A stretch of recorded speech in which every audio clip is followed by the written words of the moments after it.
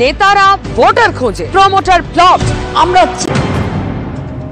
ফিরে এলাম ব্রেকের পর, আর এবার এই মুহূর্তে একটি বড় খবরে নজর রাখবো। গোয়ালপুকুরে পুলিশকে গুলিকাণ্ডে গ্রেপ্তার আরো এক। এই মুহূর্তে জানিয়ে রাখি আপনাদের, গোয়ালপুকুরে পুলিশকে গুলিকাণ্ডে গ্রেপ্তার আরো এক।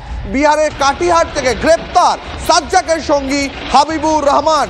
কি করেছিল এই হাবিবুর, কিভাবে সাজ্জাককে সাহায্য করেছিল জানাবেন। টেলিফোন লাইনে রূপক রয়েছেন আমাদের সঙ্গে দিনাজপুর থেকে।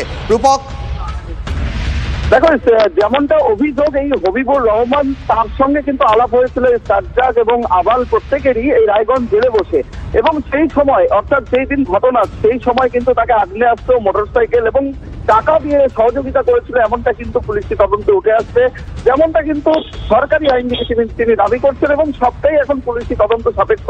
শুধু এই সাজ্জাককে এনকাউন্টার বা তার পরবর্তীতে আবালকে গ্রেপ্তার বা আরো একজনকে গ্রেপ্তারই শুধু নয়, এই ঘটনায় আরো কারা কারা জড়িত রয়েছে তা নিয়ে কিন্তু পুলিশ ইতিমধ্যেই তদন্ত করছে, এবং তাতেই কিন্তু এই হবিবুর রহমানের নাম উঠে আসে।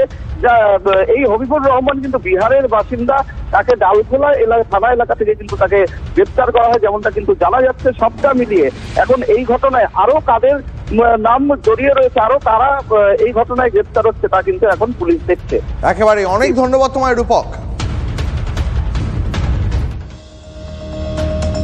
আরো একবার যে খবর জানাবো আপনাদের, দার্জিলিং এর চৌরাস্তায় আগুন, নেহরু রোডের কাপড়ের গোডাউনে আগুন লেগেছে। দেখাবো সেই ছবি। দার্জিলিং চৌরাস্তায় আগুন লেগেছে, নেহরু রোডের কাপড়ের গোডাউনে আগুন। আজ বেলা 12:30 নাগাদ আগুন লাগে। দমকলে 2টি ইঞ্জিন আগুন নিয়ন্ত্রণে আনে। আরো বিস্তারিত জানতে কথা বলবো, দার্জিলিং থেকে সহকর্মী ধনরাজ রয়েছেন। ধনরাজ, আগুন কিভাবে লাগলো? উনি তো আগুন কোনো ডিটেলস পেচ্ছে না, এটা শর্ট সার্কিটে ডাউট করে যাচ্ছে। তাহলে নেহরু রোডে এটা বড় বড় আগুন ছিল, লাস্ট ইয়ারে সাংরিলাতে বড় আগুন ছিল, এবারে এটা গোডাউনে আগুন ছিল। তাহলে এটা টুরিস্ট পয়েন্ট, দুটো দমকল আছে। এটা পাহাড়ের মধ্যে যেটা টুরিস্ট পয়েন্ট ছিল, মানে থেকে 5 মিনিটের রাস্তায়, এটা নেহরু রোডে, এটা পাশে আগুন, বড় আগুন।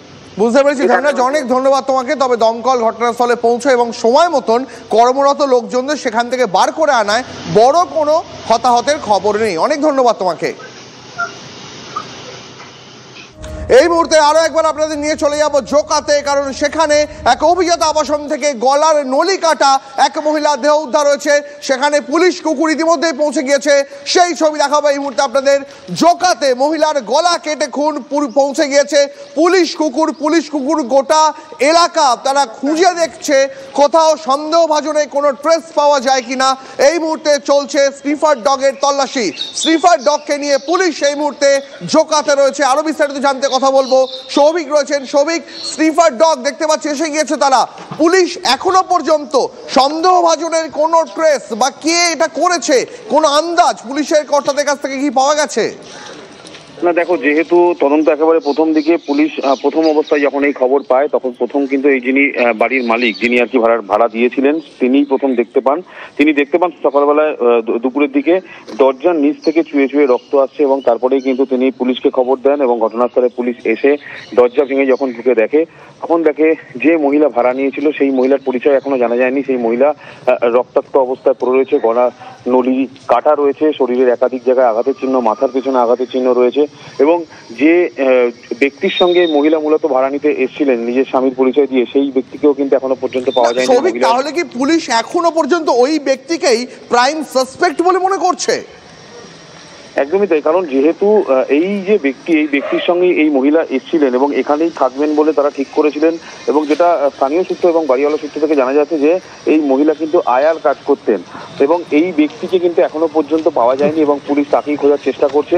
এবং যেহেতু একটি অভিজাত আবাসন, এবং সেই আবাসনে বিভিন্ন জায়গায় সিসি ক্যামেরা লাগানো রয়েছে, সেই সিসি ক্যামেরার ফুটেজ খতিয়ে দেখছে, লালবাজার থেকে হোমিসাইড শাখা এসছে, এবং ইতিমধ্যে স্নিফার ডগ এসছে ঘটনাস্থলে, এবং স্নিফার ডগ কিন্তু বিভিন্ন জায়গায় তল্লাশি চালাচ্ছে। যদিও এখনো পর্যন্ত কিছু জানা যাচ্ছে না যে কে বা কারা এই ঘটনা ঘটালো। একেবারে সবই নজর রাখো, তোমার সঙ্গে পরবর্তীতে আবার এই নিয়ে কথা হবে। আপাতত তোমাকে ধন্যবাদ।